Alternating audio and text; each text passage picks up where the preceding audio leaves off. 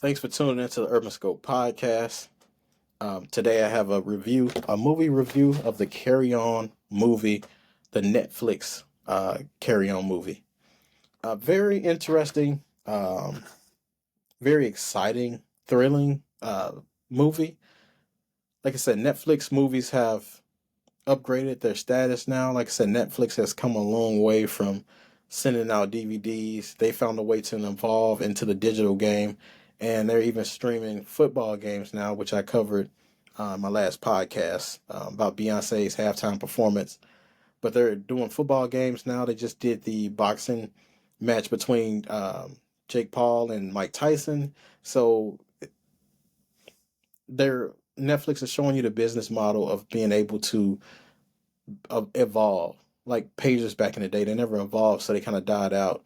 Netflix didn't do that. They were sending out movies and they evolved. It's kind of sort of like Redbox. Redbox really didn't evolve as much.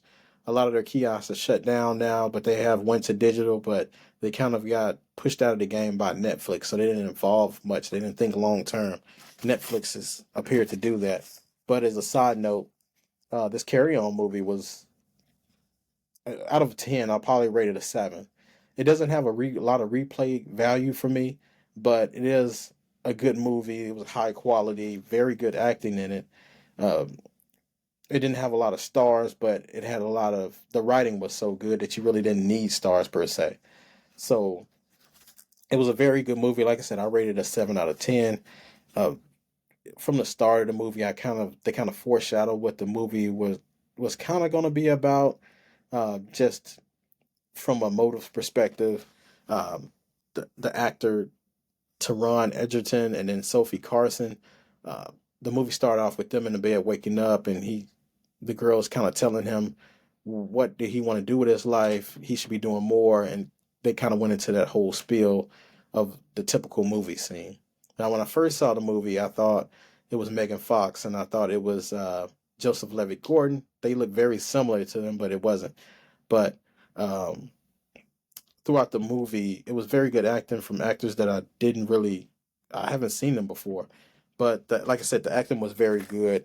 And like I said, it was foreshadowing of what they were going to talk about, like the inspirational piece. But the movie had a good storyline.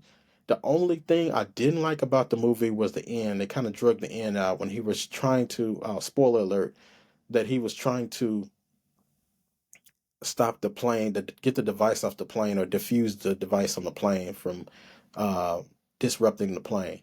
So he was riding that little cart that they put the football players on when they're injured. He's riding that throughout the airport, the lot, trying to catch the plane. He actually gets on the plane to defuse the device.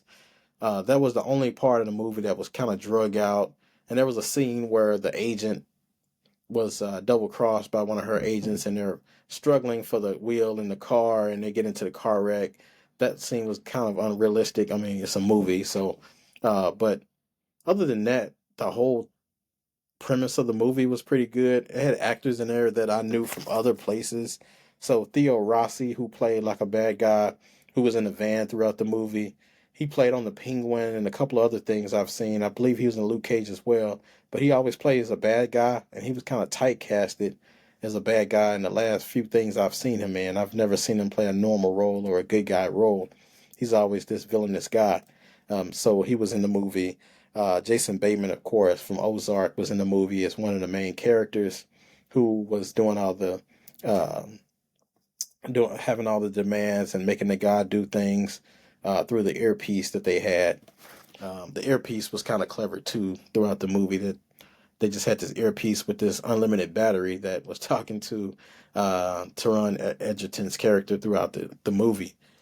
Um, Dean Dean Morris from Breaking Bad, who played Hank, um, played Hank, Walter White's brother-in-law. He was in the movie, and of course he seemed typecasted as well because he played a security agent or a security police officer inside the TSA agent that was kind of like the supervisor or whatever.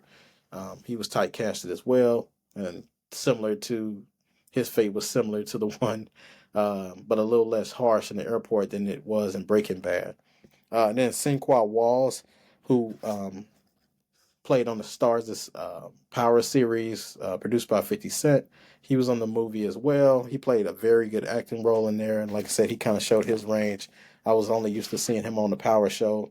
And he played on the White Man Can't Jump sequel, but that movie was any replay value or play value as well. So, but like I said, that was a good movie all the way out. The only bad part was the ending, and it seemed like they drug out the movie.